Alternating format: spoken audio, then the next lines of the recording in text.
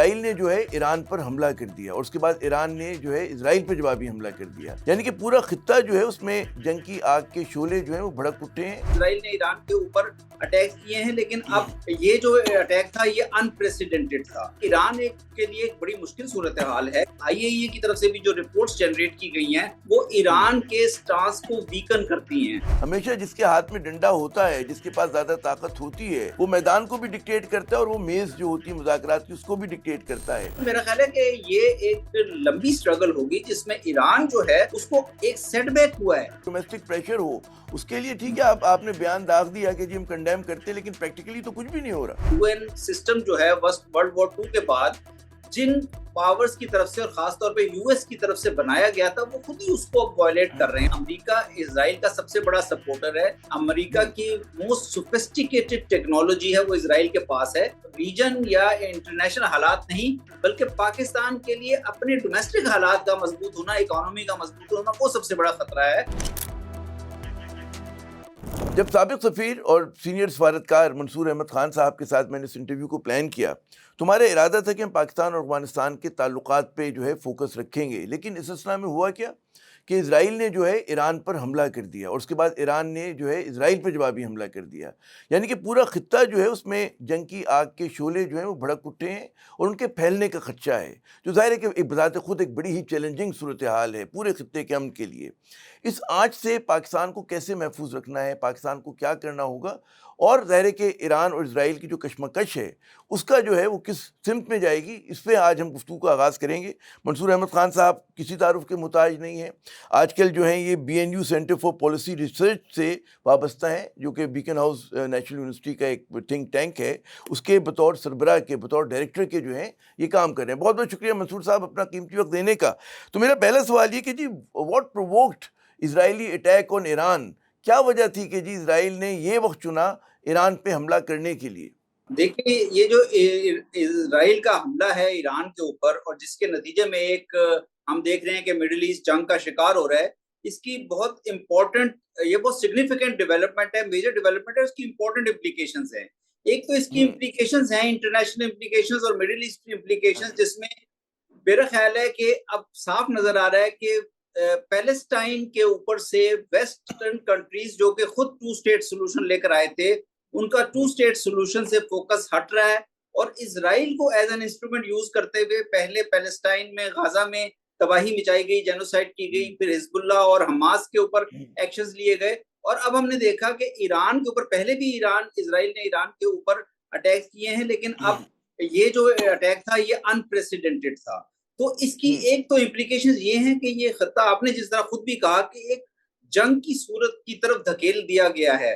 دوسرا جو ہے اس کی امپلیکیشن پاکستان ریلیٹڈ یا ریجن ریلیٹڈ ہیں، اور وہ بھی بہت خطرناک امپلیکیشنز ہیں، کیونکہ ابھی کچھ عرصہ پہلے ہمارے ایک ہمسائے نے، نیبر ملک نے، انڈیا نے پاکستان کے اوپر اٹیک کیا تھا ایک پہلگام کے انسیڈنٹ کے ٹیررزم انسیڈنٹ کو بیس بنا کر، اور اس کے بعد ابھی آپ نے دیکھا اسرائیل نے ایران کے اوپر اٹیک کیا، جو بھی پریٹیکسٹ بنایا لیکن انٹرنیشنل لا کو وائلیٹ کرتے ہوئے، انٹرنیشنل نارمز کو، UN سسٹم کو وائلیٹ کرتے ہوئے اٹیک کیا۔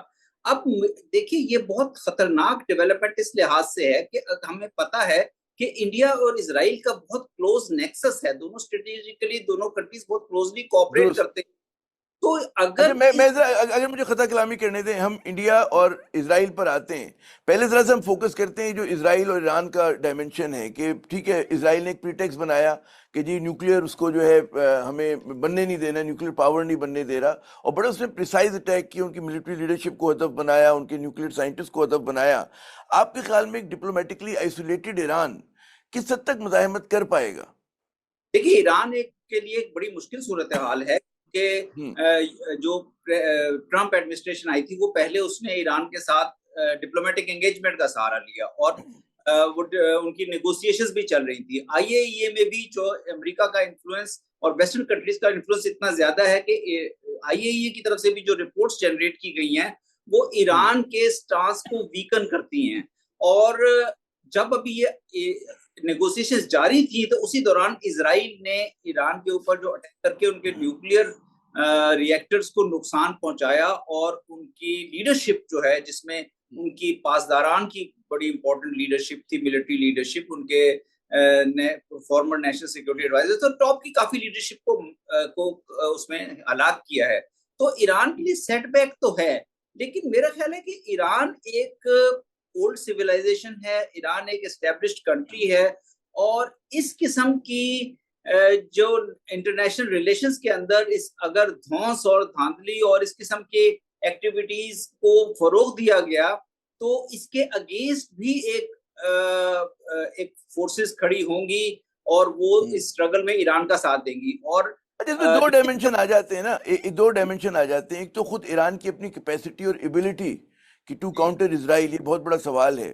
اچھا, پھر ہمارے یہاں جو بھی مطلب ہے کہ میں ایکسپرٹ سے بات کر رہا ہوں پاکستان میں, ان کا زور جو ہے وہ موریلٹی کے اوپر ہے کہ جی انٹرنیشنل کنونشنز کو جو ہے سبوتاج کیا جا رہا ہے, اور جناب مطلب ہے کہ قوانین کو جو ہے اٹھا کر باہر پھینک دیا گیا ہے.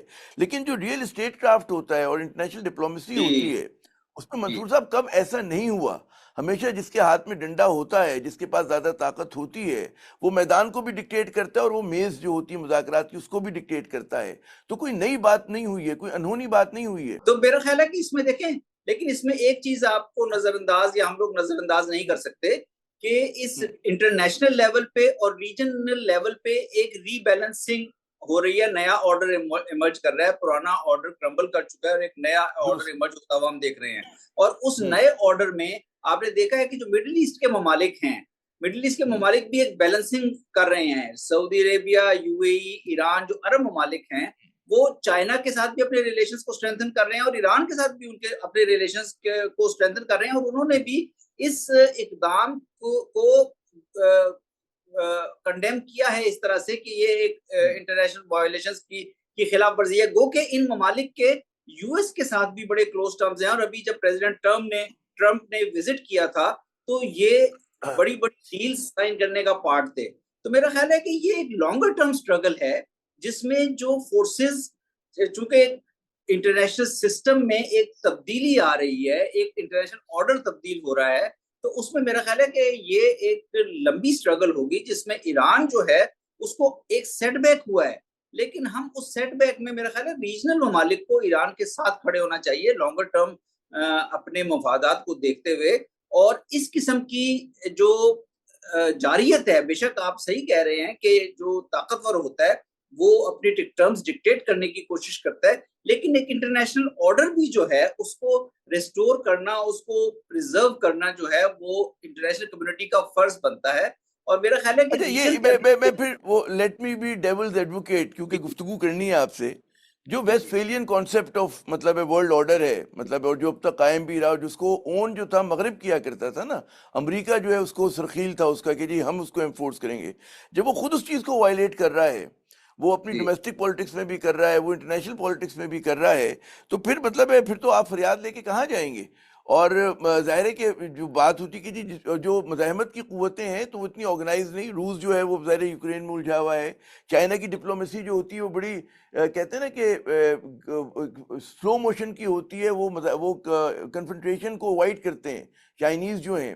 تو ان سے توقع کرنا کہ وہ ایک دم آ جائیں. اور جو آپ نے فرمایا کہ ہمارے عرب بھائی جو ہیں انہوں نے کنڈیم کیا ہے, بڑی اچھی بات ہے, لیکن یہ بھی ہو سکتا ہے کہ جو ان کا ڈومیسٹک پریشر ہو اس کے لیے ٹھیک ہے, آپ نے بیان داغ دیا کہ جی ہم کنڈیم کرتے, لیکن پریکٹیکلی تو کچھ بھی نہیں ہو رہا اور نہ ہو سکتا ہے. نہیں, میرا خیال ہے کہ یہ جو آپ کہہ رہے ہیں نا کہ کس طرح سے کاؤنٹر کیا جائے, اس کے لیے میرا خیال ہے کہ ایران اور ایران کے جو قریبی ہمسایہ ممالک ہیں اور ریجنل کنٹریز ہیں ان کو ایک ریجنل اپروچ کی طرف جانا ہوگا, کیونکہ یہ جو سسٹم جس آپ نے بالکل درست کہا کہ یو این سسٹم جو ہے ورلڈ وار 2 کے بعد جن پاورز کی طرف سے اور خاص طور پہ یو ایس کی طرف سے بنایا گیا تھا, وہ خود ہی اس کو وائلیٹ کر رہے ہیں اور بڑا بانگ دہل وائلیٹ کر رہے ہیں.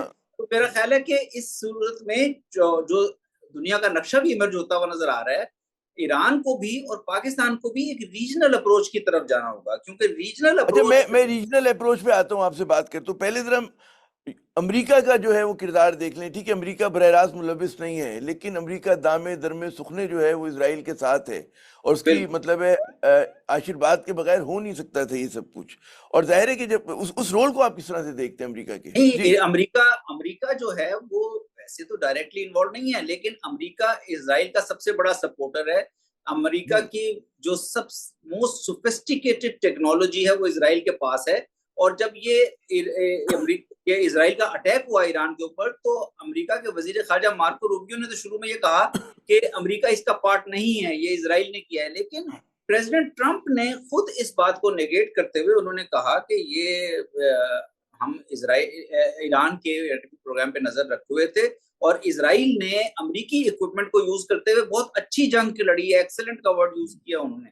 تو میرے خیال میں یہ تو بہت کلیئر ہے کہ یو ایس کے کافی سپورٹرز, فار ایگزامپل فرانس نے کھل کے سپورٹ کیا ہے اسرائیلی ایکشنز کو, کچھ اور لوگوں نے بھی کیا ہے. تو میرا خیال ہے کہ امریکہ جہاں کھڑا ہے وہ تو صاف ظاہر ہے, اس میں ابہام نہیں ہے. اچھا, جب ہم نے طے کر لیا کہ امریکہ جو ہے کوئی ابہام نہیں ہے, امریکہ لیڈ جو ویسٹرن بلاک ہے وہ اسرائیل کے ساتھ ہے, ہم نے مطلب یہ بات بھی سامنے کی, خود ٹرمپ صاحب کا یہ اسٹیٹمنٹ ہے کہ جی 2 اسٹیٹ سولوشن کی طرف اب ہم نہیں جاتی, ان کی اب آفیشیل پوزیشن ہو گئی ہے فلسطین کے مسئلے پہ. اگر کوئی بنے گا تو کسی عرب ملک کو ہی کاٹ کے آپ بنا لیں فلسطین کی ریاست, جی انکلیو بن جائے گا, لیکن اس میں سے نہیں بنے گا. جب ہم نے یہ طے کر لیا پھر ہم آپ کے اس بیان کی طرف آتے ہیں کہ جی آپ نے کہا جی ریجنل اپروچ. اب ریجنل اپروچ ذرا پاکستان, بہت سارے لوگ ہماری ڈومیسٹک پولیٹکس میں بھی توقع کرتے ہیں کہ جی ایران کے ساتھ آپ کھڑے ہوں, لیکن جو کہتے ہیں نا پریکٹیکل ڈپلومیسی ہے, پاکستان کی جو ہیں 2-3 مجبوریاں ہیں اور وہ بہت بڑی مجبوریاں ہیں. ہمارا IMF سے پروگرام بندھا ہوا ہے, ہماری عرب ممالک سے دوستی ہے کہ جو تمام کے تمام جو ہے امریکہ کے ساتھ الائڈ ہیں. ٹھیک ہے, وہ بیلنسنگ ایکٹ اپنی جگہ کر رہے ہیں, سمجھ میں آتا ہے. تو پاکستان جو ہے اس طرح سے ریجنل اپروچ کی طرف نہیں جا پائے گا, جو میرا اندازہ ہے. اگر جائے گا تو بہت زیادہ رسک اس کا ہوگا. نہیں, میرا خیال ہے کہ جو پریکٹیکل ڈپلومیسی ہے اس میں یو ایس کے ساتھ بہت اچھے تعلقات رکھنا اور ایک بیلنسنگ جو ہے ریلیشنز میں رکھنا وہ پاکستان کے لیے بہت ضروری ہے, کیونکہ یو ایس ایک امپورٹنٹ پاور ہے, ہماری بہت زیادہ ٹریڈ ہے یو ایس کے ساتھ, ہمارے سیکیورٹی اور ڈیفنس اور کاؤنٹر ٹیررزم میں بھی ساتھ بہت کلوز ٹرمز ہیں. تو یہ تو کوئی بھی آرگو نہیں کر سکتا ذی شعور پاکستانی کہ ہم یا تو یو ایس کے ساتھ اپنے ریلیشنز کو ابینڈن کر دیں, لیکن ہمیں یو ایس کے ساتھ ریلیشنز رکھتے ہوئے, یو ایس کے ساتھ کوآپریٹو انگیجمنٹ رکھتے ہوئے ساتھ ساتھ ایک جو ریجنل اپروچ کی جب ہم بات کرتے ہیں وہ لانگر ٹرم اپروچ ہے, اور وہ اس چیز پہ بیسڈ ہے کہ فار ایگزامپل پیلسٹائن کے 2 اسٹیٹ سولوشن کو رد کیا جاتا ہے اور انکلیوز یا کسی اس طرح کے کسی ماڈل پہ جایا جاتا ہے, تو اس کا جو ریئیکشن ریجن میں آئے گا, پیلسٹائن اور مڈل ایسٹ میں جو ریئیکشن آئے گا, مڈل ایسٹ اسٹیبلٹی کی طرف نہیں جائے گا بلکہ لانگر ٹرم انسٹیبلٹی کی طرف جائے گا. اور اس مڈل ایسٹ کے عوام کا بھی ایک ریئیکشن آ بھی رہا ہے اور آئے گا. اس کے لیے ضروری ہوگا کہ یہ ریجن کے ممالک, خصوصاً عرب ممالک بھی, ایران اور سینٹرل ایشیا اور ویسٹ ایشیا کے ممالک جو ہیں, یہ گریجولی ایک ریجنل اپروچ کی طرف جائیں. اور ریجنل اپروچ میں دوسری نئی آرگنائزیشن سامنے آ رہی ہیں, مثلا SCO ہے. میں پھر قطع کلامی کروں گا.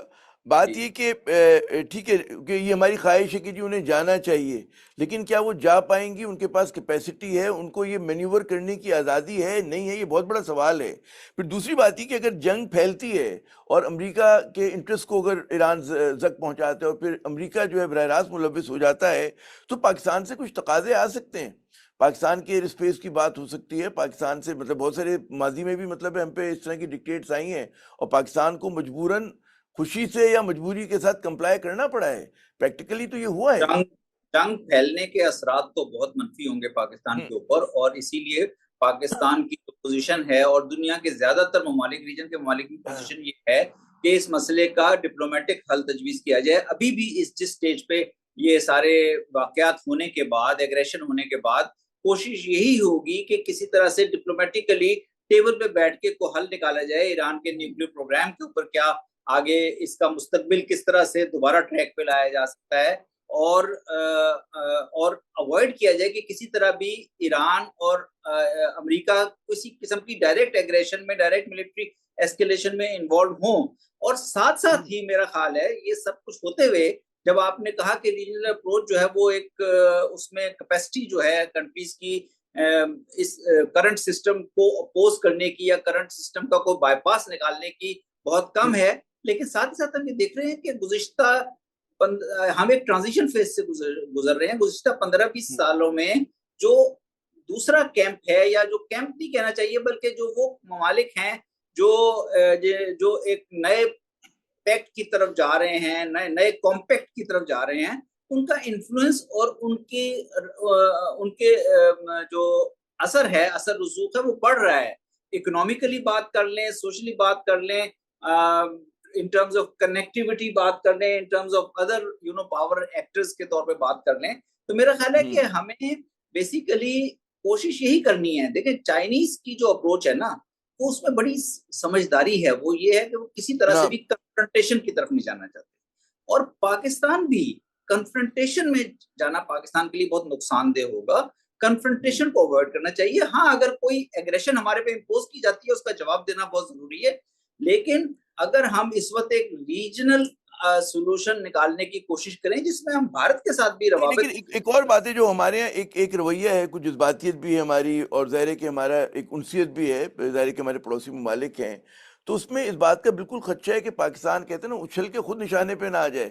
ہم ایسی لفاظی کریں، ہم ایسے بیانات دیں کہ آپ جو ہیں وہ جو پھر میں آؤں گا کہ اسرائیل کا اور بھارت کا گٹھ جوڑ کو ہے، آپ اس کو ایک پریکٹیکل چیز بنوا دیں. مطلب جی ہماری خواہش تو یہ ہونی چاہیے نا کہ اسرائیل اور بھارت کو ملنے مت دیں. مطلب جی ہے ہمارا تو پاکستان کا پریکٹیکلی تو دنیا میں صرف ایک ہی دشمن ہے جس سے ہمارا براہ راست کوئی کانفلکٹ ہے، وہ بھارت ہے. جی اسرائیل کے ساتھ ہمارا ٹھیک ہے ایک اصولی ہمارا اعتراض ہے، لیکن اس سے کوئی ڈائریکٹ کانفلکٹ نہیں ہے.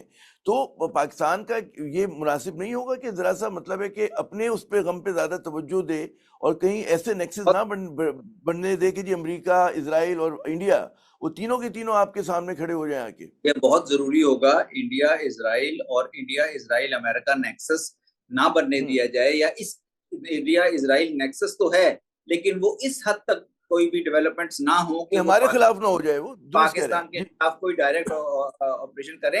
اور میرے خیال میں جو پاکستان کی جو ریلیشن شپس ہیں ریجن کے اندر، وہ یا خاص طور پہ چائنا کے ساتھ، وہاں پہ بھی پاکستان کی اور چائنا کی یہ ہم آہنگی ہے، شیئرڈ ویو ہے درست. کہ ہمیں کسی طرح سے بھی ریجن کو کنفرنٹیشن کی طرف نہیں لے کے جانا. تو ایک طرف جب ہم چائنا کے ساتھ بطور نیبر ایک اسٹریٹجک پارٹنرشپ کی بات کرتے ہیں، لیکن ساتھ ہی ہم یہ بات کرتے ہیں کہ چاہے وہ کنیکٹیوٹی کے انیشیٹوز ہوں یا کوئی اور regional cooperation, regional economic integration کے انیشیٹوز ہوں، اس میں بھارت کو بھی ہمیں ڈائیلاگ میں شامل کرنا چاہیے. اور جو ایک میوچل ڈائیلاگ جس میں ایک ون ون سچویشن بنے، اس کی طرف آگے بڑھنے کی کوشش کرنی چاہیے. میں اس بات سے بالکل ایگری کرتا ہوں، آپ کی بات کو سپورٹ کرتا ہوں کہ کسی قسم کے نیکسس کو اپنے خلاف بننے دینا ہماری ڈپلومیسی کی ایکچولی ناکامی ہوگی، وہ ہماری کامیابی نہیں اچھا، ہوگی. یہ بھی جو خواہش ہے کہ جی مطلب ہے کہ پاکستان تو ظاہر ہے کہ جنگ باز ملک نہیں ہے، ہم جی امن کے خواہاں ہیں، ہمارا کوئی جارحانہ عزائم نہیں ہے، ہیجمنی کے ہم خواہش مند نہیں ہیں.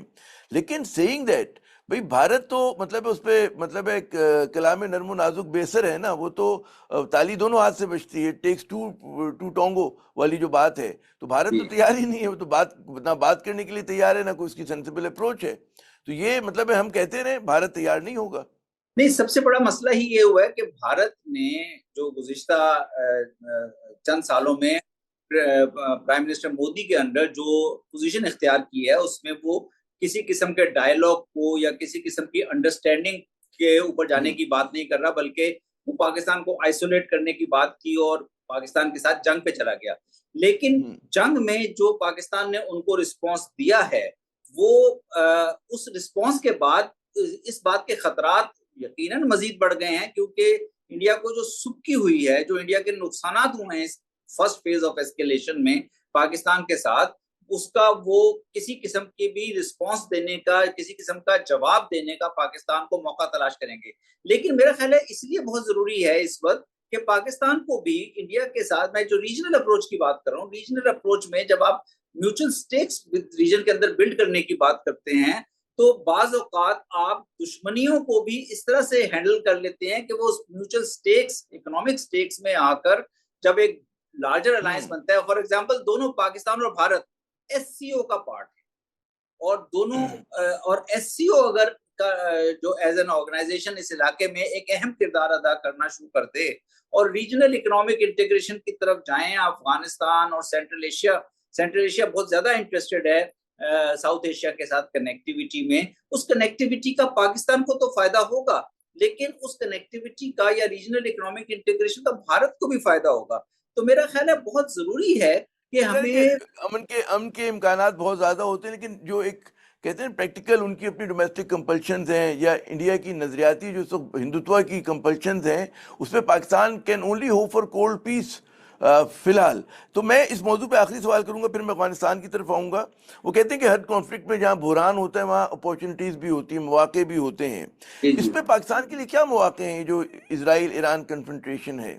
دیکھیں، اسرائیل ایران کنفرنٹریشن میں پاکستان کے لیے مواقع یہ ہے کہ پاکستان اپنی ریلیشن شپ جو ہے ایک طرف سے اسرائیل کے ساتھ اپنی ریلیشن شپ ایران کے ساتھ چونکہ نیبرنگ کنٹری ہے اسٹرانگ کر سکتا ہے، اور ساتھ ہی انٹرنیشنل جو میجر پاورز ہیں، یو ایس ہے یا مڈل ایسٹ کی پاورز ہیں، عرب کنٹریز ہیں، ان کے ساتھ مل کر کسی سولوشن کی طرف جانے میں مدد دے سکتا ہے پاکستان. اچھا، اس میں کیا پاکستان کو یہ ضرورت ہوگی منصور صاحب کہ جن مسلم ممالک کے، ہمارے جن برادر اسلامی ریاستوں کے اسرائیل کے ساتھ تعلقات ہیں، پاکستان جو ہے انڈائریکٹلی اسرائیل کو کوئی پیغام پہنچا سکتا ہے کہ جناب میں ٹھیک ہے، ہم آپ کی ایک وہ کرتے ہیں، کنڈیم کرتے ہیں، پالیسی لیول پہ ہم وہ کرتے ہیں، لیکن ہمارا آپ کا کوئی براہ راست کنفرنٹریشن نہیں ہے اس آنچ کو دھیما کرنے کے لیے، to preempt that kind of a thing, we're using the good office of Turkey, UAE اور ہمارے کئی ممالک کے وہ ہیں. نہ صرف یہ کہ ان چینلز کو بھی یوز کیا جا سکتا ہے پیغام رسانی کے لیے، بلکہ پاکستان اس وقت خود سیکیورٹی کونسل کا بھی نان پرماننٹ ممبر ہے، اور پاکستان کے امریکہ کے ساتھ بھی جو ریلیشن شپ ہے وہ ایک مناسب فیز میں ہے، اچھے فیز میں ہے. اور ابھی امریکن جنرلز نے کاؤنٹر ٹیررزم کے اوپر پاکستان کی کاوشوں کی تعریف کی ہے.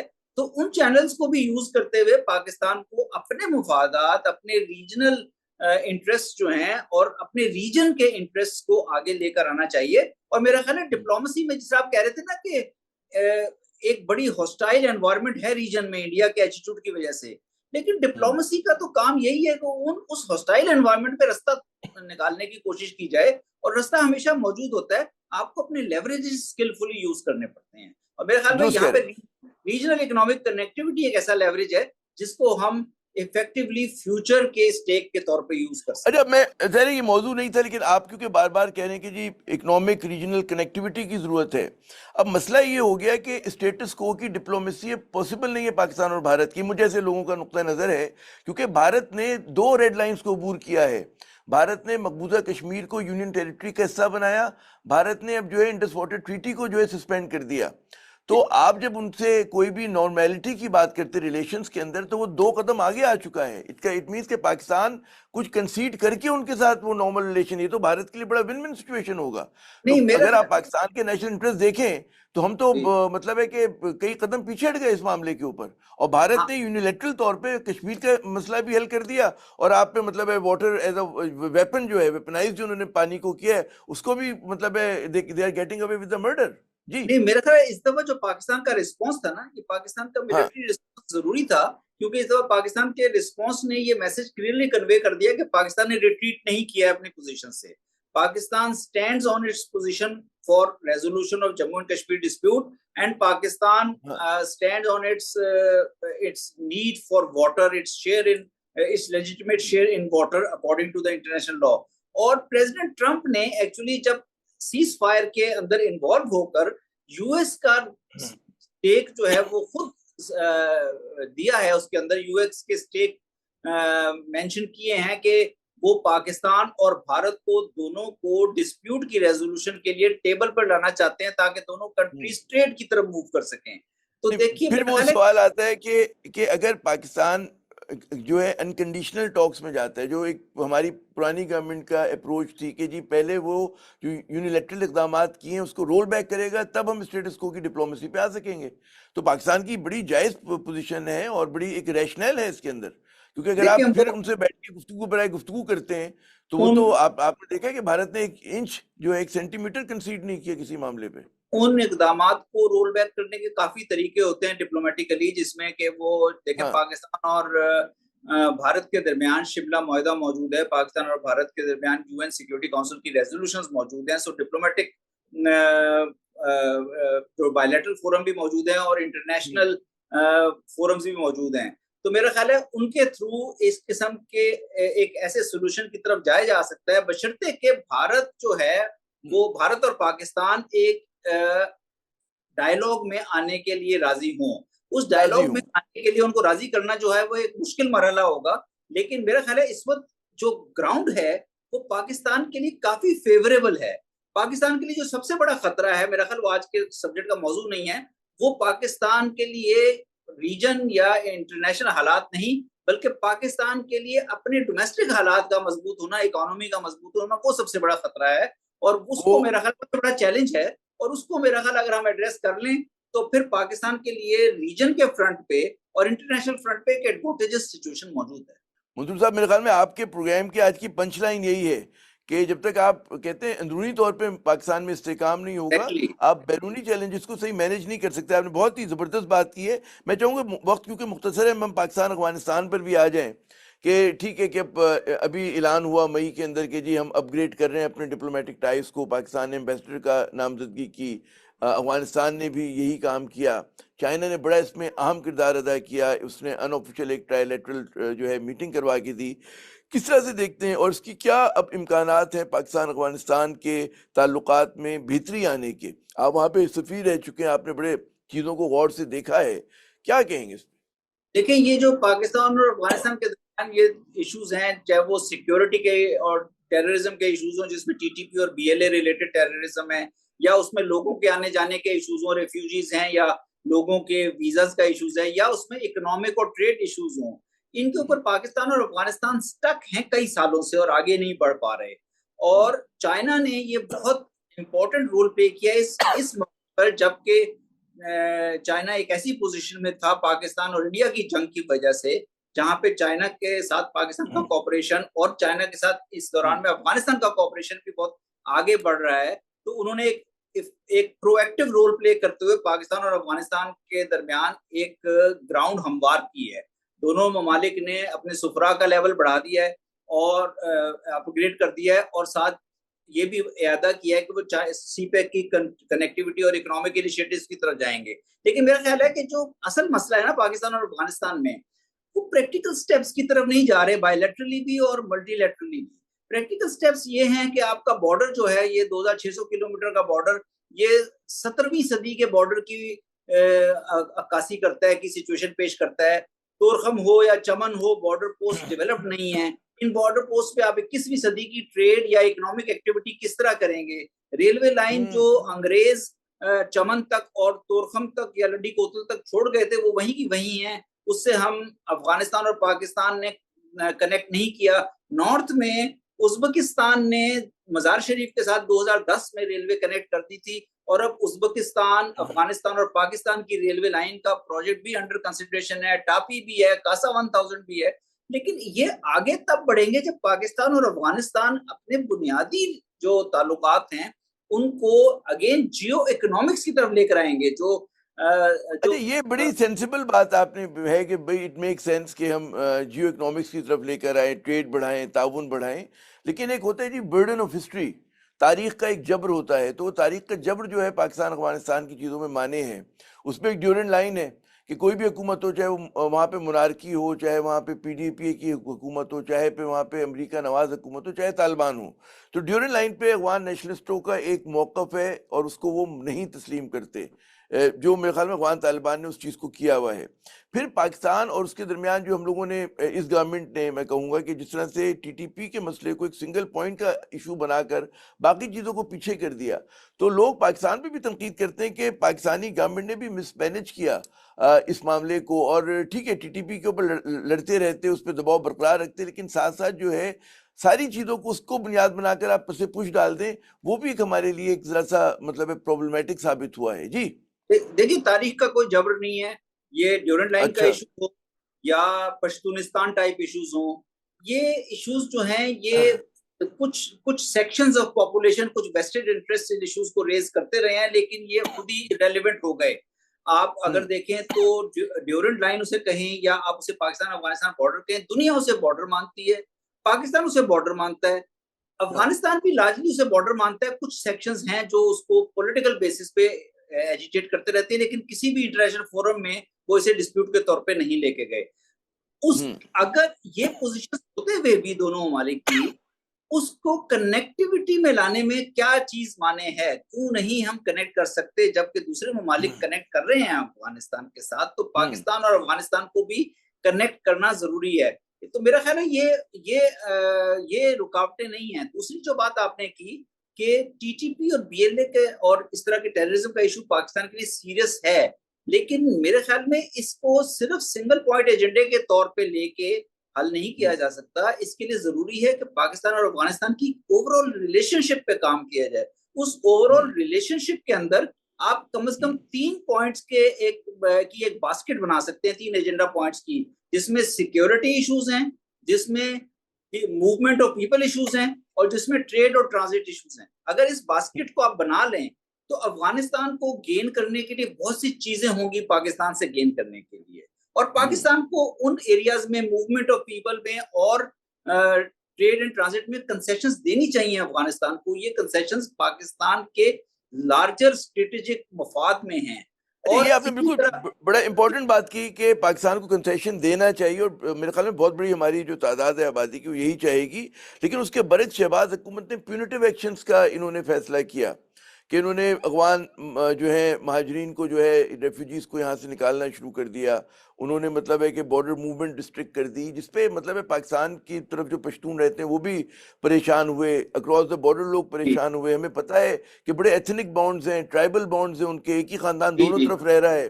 ایک بچہ جو اس کا پاکستان آرمی میں, ایک جو افغان آرمی میں ہے, اس طرح کی رشتہ داریاں ہیں وہاں پر. تو یہ جو پیونیٹیو ایکشنز لیے ہیں میرے خیال میں بہت ہی مایوپک قسم کے ہیں, اور جس کی وجہ سے جو ہے مطلب حالات مزید پیچیدہ ہو گئے. پیونیٹیو ایکشنز کو تو بالکل اوائڈ کرنا چاہیے. دیکھیں پاکستان اور افغانستان کے جس طرح کے تعلقات ہیں جن کی طرف آپ نے نشاندہی کی, اس میں تو پیونیٹیو ایکشنز لینا ایک تو نمبر 1 تو لینے نہیں چاہیے. اور جہاں کہیں اگر اسٹیٹس کسی قسم کے پیونیٹیو ایکشن کی طرف جانا چاہتی ہیں, میسج دینا چاہتی ہیں, تو اس کو ایڈورٹائز نہیں کرنا چاہیے. آپ خاموشی سے جو میز کر سکتے ہیں وہ کریں. تیسری چیز یہ ہے کہ بہتر طریقہ ان کو حل کرنے کا یہ ہے, پاکستان مہاجرین کو واپس بھجوانا چاہتا ہے تو پاکستان اور افغانستان اکٹھے بیٹھے ایک 5 سال کا پلان بنا لیں. اور آج کل ڈاکومنٹیشن کا دور ہے, ڈیٹا کا دور ہے, اس کے مطابق آپ ہر سال 1 لاکھ یا 50,000 لوگوں کو واپس بھیجتے رہیں تو آپ 5 سال میں کافی لوگوں کو واپس بھیج دیں گے. لیکن اس چیزوں کو جب آپ پبلسٹی کے طور پر لے کر آتے ہیں, نیگیٹو پبلسٹی اس سے جنریٹ کرتے ہیں, تو اسٹیٹ ٹو اسٹیٹ حالات پاکستان کے اور افغانستان کے افیکٹ ہوتے ہیں. پاکستان کے اتنے پازیٹیو لیوریجز ہیں افغانستان میں, اور چونکہ میں وہاں کام کر چکا ہوں 6 سال سے زیادہ, پاکستان کے اتنے پازیٹیو لیوریجز ہیں کہ افغانستان کے تمام انسٹیٹیوشنز میں جو لوگ کام کر رہے ہیں ان کی میجورٹی پاکستان سے پڑھ چکی ہے, اور وہ پاکستان میں کئی سال گزار کے وہاں کام کر رہے ہیں. وہ ان معروضی حالات کے, آج کل کے معروضی حالات کی وجہ سے نیگیٹو ہو گئے ہیں.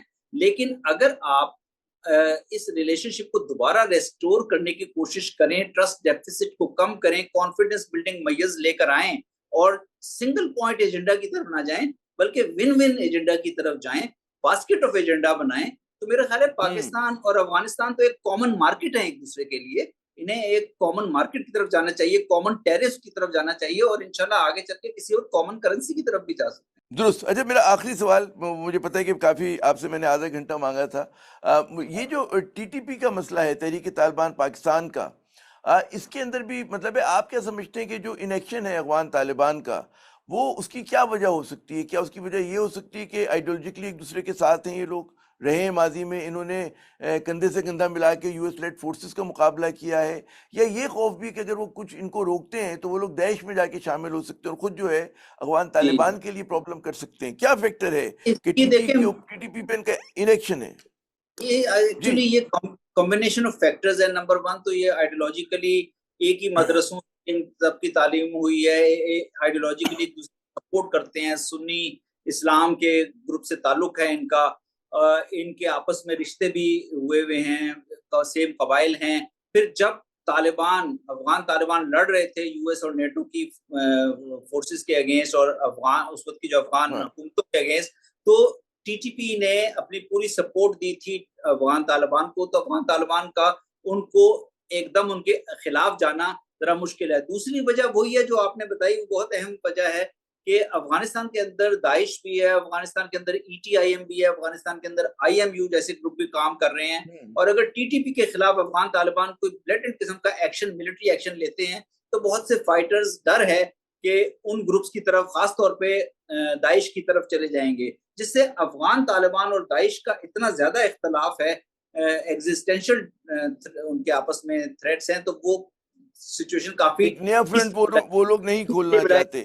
منصور صاحب بہت بہت شکریہ, آپ نے اپنا قیمتی وقت دیا. ناظرین, آپ نے منصور صاحب کے گراں قدر خیالات سنے, ان کی ایکسپرٹ رائے سنی, ایران اور اسرائیل کے حوالے سے, پاکستان افغانستان تعلقات کے حوالے سے. یقیناً جو ہے پاکستان کے لیے بڑے سفارتی چیلنجز ہیں. ہم ایک بڑے خطرناک نیبرہڈ میں رہتے ہیں. ایک طرف بھارت ہے, دوسری طرف وہ ہمسائے ہیں کہ جو خود جو ہے مطلب ہے خطرے کا شکار ہیں, جیسے کہ ایران ہے. افغانستان کے ساتھ جو ہے تعلقات جو ہیں اصولی طور پہ بہت ہی دوستانہ ہونے چاہیے, لیکن اس میں بھی پیچیدگی ہے.